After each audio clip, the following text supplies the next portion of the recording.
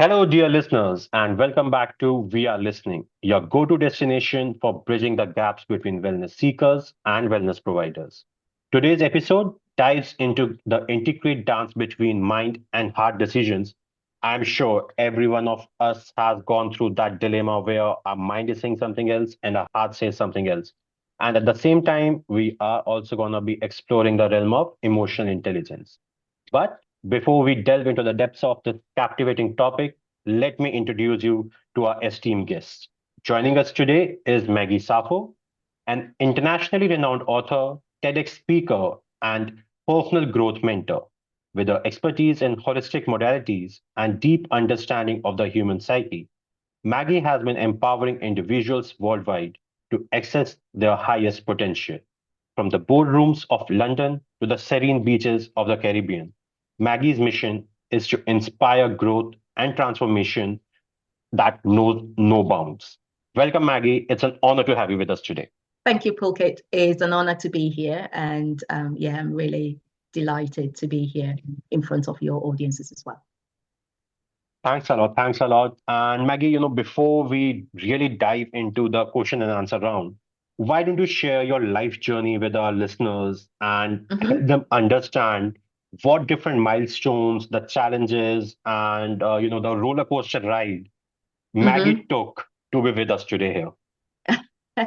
Thank you. So my life journey, it's always an ongoing thing. And every time I get interviewed like this, I have to then look back and map the dots. So I learn a lot about myself, through these Hmm. kinds of interviews. So thank you.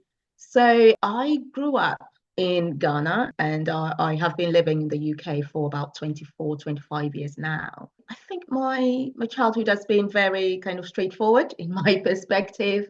I was born to a lecturer for a university, dean of a university, and then my mum was a librarian. So yeah, so I grew up moving from one country to the other as well, one kind of university campus to the Hmm. other.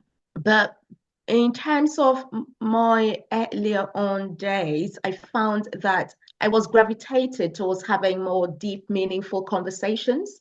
And some of my friends used to say, how come you have older friends all the time? And I didn't even realize I have older friends. And so Hmm. I was like, do I? And they said yes. And I was like, okay, I didn't realize. But then it so happened that, these older friends will speak to me about something, usually their problem. People feel that they can open up to me somehow. And I will say something back. And normally they will say, oh, yeah, that's what I needed to hear. Or they will go away and then come back, the next time I see them a few weeks later and they go, oh, that thing that you said about that was exactly what I needed. And now my problem is gone. And I had no idea whatever I was saying. So fast forward, when I started the realm of working as we know it, I was really fascinated about, people and also about businesses. And so I went into, but before then, I also studied French and English, and I thought I will work for the UN and, maybe be part of the group that brings a bit of peace into the world. But I really loved languages as well. So, but I didn't take the French that far. I ended up um, following my pursuit about businesses because I was very fascinated about businesses. And I started working in the realm of business consulting and then sales leadership. And I realized that the business growth and the people development was the biggest passion of all for me. And I had always been Hmm. very, very passionate about my own ability to create the circumstances around my life. So if I needed something to happen, I knew that if I developed myself and put my mind to it, ask the relevant questions, kind of have that mindset of I need to create this within my life, within my environment, and even within my client's environment, that is going to happen. So that was something that I was very, very passionate about. And I think a part of me is very entrepreneurial in nature as well. So the idea of just, being paid a salary did not sit very well with me. I felt that if I put in a lot of effort, I deserve to be paid something that is equivalent to how much effort. For me, that was the motivation to keep doing better and impacting people's lives and impacting businesses' lives and helping them to grow. which was why I think I always operated as an entrepreneur within, the institutions that I worked within. And I always found that I was always looking for other ways of getting to the same results that we were going for. So even though I was very independently minded, I was also a team player that sometimes challenged some of the norms that was happening. I felt that if we felt that we always looked at things from A to B to C in order to get to the result, which is D, maybe sometimes we could, you know, do something else and still get to D in a different Hmm. way and maybe get better results. So I was always around that, and I was kind of always creating what I now call blueprints. So a new way of being, a new way of leading, and a new way of getting the results that we want in our lives and in the lives of others. So that propelled me to then move on to where I am now, where I own my business called Mary's Consult, and it's a business and personal growth consulting firm where, as I said, we enable individuals and leaders to explore new ways of being and new ways of growing their potential so they can impact others, whether this is their business or people in their lives or whatever. So I spent about 15 years in that world of corporate, and then for the last 8 years, I have been running my own business, working with individuals all over the world. So I have some clients in India, some clients in Australia, US, here in London, UK, Europe, Africa, everywhere. And they are either individual clients who are looking to attain their highest potential, or asking some deep questions about their purpose and why they're here and how they can create the impact that makes them more fulfilled. Or I'm also sometimes working with business leaders who are either working on their own leadership skills, or they may be also working on growing their business. And I also do something that is very interesting, which is called the Akashic Records, which I know we'll talk about later on today. Amazing, amazing. We just had Benita in our previous episode who, Mm-hmm, told our listeners about Akashic Records, and it was quite mm-hmm, interesting. I got to know them for the first time, mm-hmm, while I had seen them on Facebook and various other platforms, mentions coming in. But mm-hmm. yeah, detailed discussion happened in one of our previous episodes with Benita recently. And Amazing. thanks a lot, Maggie, for sharing this amazing journey that you have had. And you mentioned about the highest potential, enabling people to find Mm-hmm, their highest self out there. So, mm-hmm, can you really help us understand what's the exact meaning of highest self? Because for every individual, they mm-hmm, are every time they have some or the other complaint, they never really relish and cherish what they have in their own hand. mm-hmm. So how can somebody really realize that, okay, now this is the highest potential I have, I've achieved it.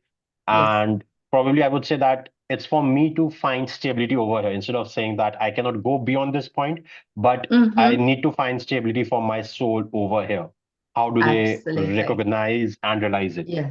Yeah. Thank you. And you've mentioned all the great points there. So I feel that when we talk about highest potential, it's about you and how you feel in terms of all the aspects of you. So, like we may say, emotional, mental, physical, and for some people, they will say kind of energetically or spiritually as well. And when all these three are balanced or aligned, you feel good and happy within yourself. And those are the times when we then look at words like fulfillment. Do I have Hmm. fulfillment? So it's Hmm. not just about maybe the material accumulation of stuff, but it's also about you feeling that you are here, you know, being true to yourself, living your best life, and also impacting others in a good way, in a positive way.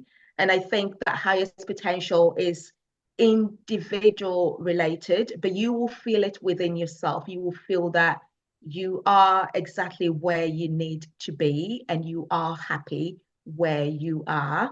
And there is that huge opportunity to keep jumping because you know that there is more in you that will keep coming. And I think that is what highest potential is all about. Amazing. But often, these decisions are a battle between your heart and mind. Yeah. And heart always wants comfort, whereas your mind always is analytical and always says Mm-hmm. keep working, keep working, keep working. Yes. So how do you really differentiate between when to listen to your heart and when to listen to your mind?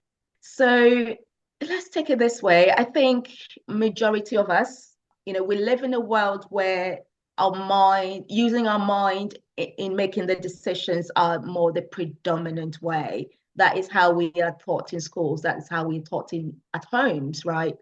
Do this, take this role, do this job, or help your parents' family business because that's the most logical thing to do, and that's what's going to give you what you need and have a happy life. So the mind is always a logical way of decision making that we are used to, but normally within this loud logical thinking pattern or advice from well-meaning adults or people in our lives is that subtle voice that says, what if we can create something new? What if we could do it this way?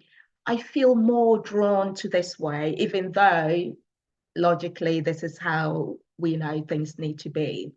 And so it's that subtle voice that comes from our heart. And over time, we have the wisdom proof from the people who know how humanity works even better.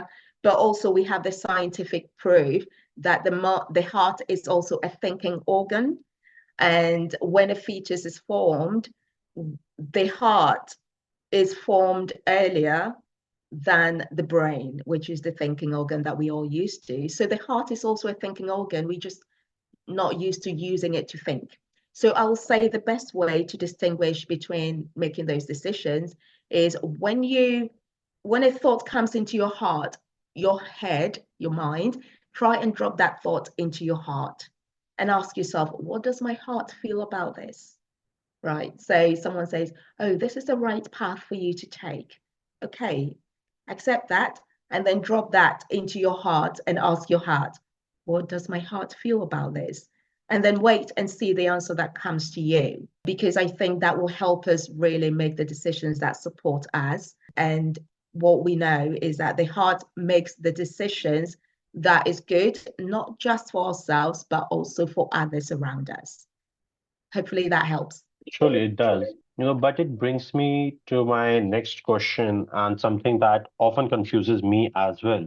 Apart from our heart and our mind, there's Mm-hmm. this third thinking element as well, which we often call as our gut. Yes. Yes. So now, what is our gut feel? What is our gut appeal? And now we have three to choose from. Whom should we be Yes. listening to? Ideally, they should all be aligned. But let me try and define what the gut feel and the gut thinking is also about. And yes, we can also think with our gut. So the gut is kind of the stomach area, for a lot of women, they will say the womb space. For guys, it's still kind of the gut stomach area. That place is the intuitive seat. And so, in a way, our gut is directly connected to our intuition and our higher self as well. Mhm. And normally, when we are faced with making a decision, whereas the mind will go through the analytical process, and the heart will go through the process of what is best for me and everyone around me. The gut normally just drops in the most immediate decision, which is this is a yes or this is a no, right? Mhm. Is Mhm. the instant answer, and is connected to the gut. So that is what the gut is about, is that instant answer that is connected directly to our intuition. And if we follow that, that is the truth. But we tend to try and analyze it, and then, of course, sometimes come into our heart, which is something that we need to be doing. In an ideal world, we need to combine the mind, the heart, and the gut decision. But if we are in a state where we are used to making that decision with our gut, and we trust that we are always guided, some people say divinely guided or guided by our higher self and our highest potential, then the first answer that comes to us is always right. And that is the gut decision. Amazing, amazing. And I believe a lot of people who have made it big have gone with their gut feel. They have Yes. listened to their Yeah. gut, and Yeah. it has helped them to, Yeah. achieve make their dreams come into reality. Yes. Yeah. And the heart are very, very connected as well. So sometimes people will say, oh, I feel this way about this. Mhm. That is both the gut and the heart talking. All the biggest, gurus that we know, the most successful people we know, even though they may not always talk plainly about it, they go with that gut instinct feeling about decisions, and then just tell people go and do it this way. And even though they question it because they are now a powerful person, then these people will go and do it, even though they might go, oh, I don't know why we need to do it this way, but it turns out to be the best decision. So you look at the likes of Amazon, and the owner went, I'll build this warehouse, kind of this warehouse type business from the garage of my parents. And actually, this is going to disrupt all industries in the world. And, we're going to go global. And everyone go, is that not madness? But he believed in it because that was, the immediate thing that was his truth. And eventually it happened. So it's about that. The biggest success comes from those kinds of decisions when we trust and go with it. I need to understand one aspect on this particular thing because a lot of people, and when I'm saying a lot of people, I'm referring to the latest generation that we have, the youth within their 20s to mid 20s, 20 to Mm-hmm. 25 years of age, or let's say certain part of 27, 28 as well, Mm-hmm. where this generation is a lot more about the gut feel, feeling the vibe out there Yes. Yeah. because for them, house of the food is not a major challenge. They have their parents giving it to them, or they have some Mm-hmm. different sources through which that is being fulfilled. Now, Yes. it is often about the fulfillment of your passion and aspirations. Yes. But so it's a two-part questions basically. The question Mm-hmm. has two parts. The first part Mm-hmm. is where the leaders in the corporates Mm-hmm. often find to align with this feeling the vibe philosophy or approach because they are logical, they are analytical, they Mm-hmm. want the targets to Mm-hmm. be achieved, they talk Yes. numbers. Whereas Yes. these people, the individuals, probably I'm just a year or two older because I also at times go with my gut feel as well.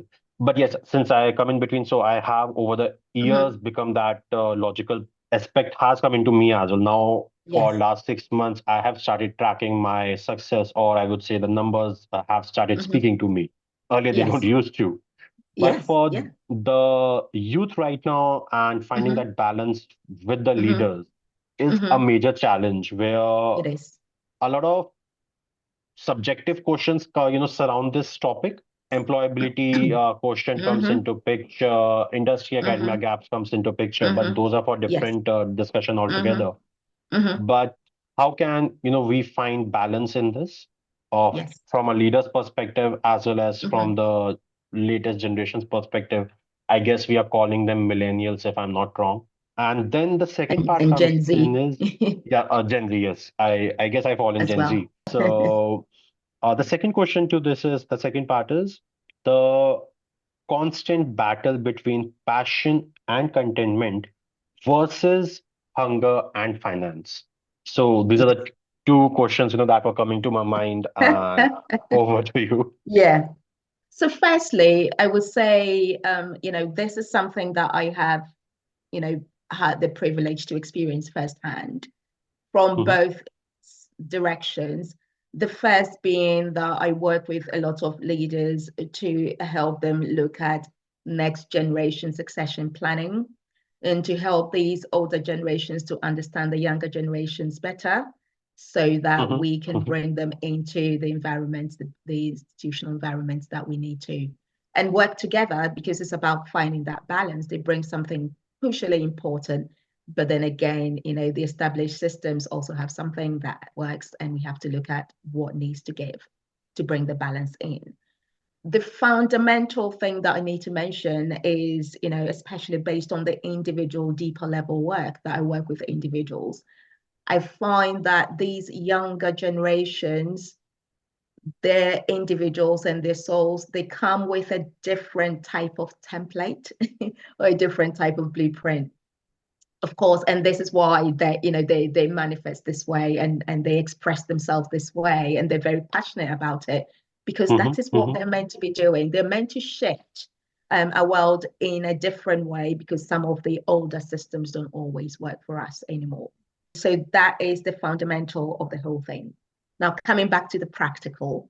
So this constant battle between, following our passions and doing what we feel we need to be doing, because that was what makes us feel better. That's what brings us the passion and the fulfillment, versus, what we need to do logically to bring the money in, or to have a roof over our heads, or, or the finances or whatever.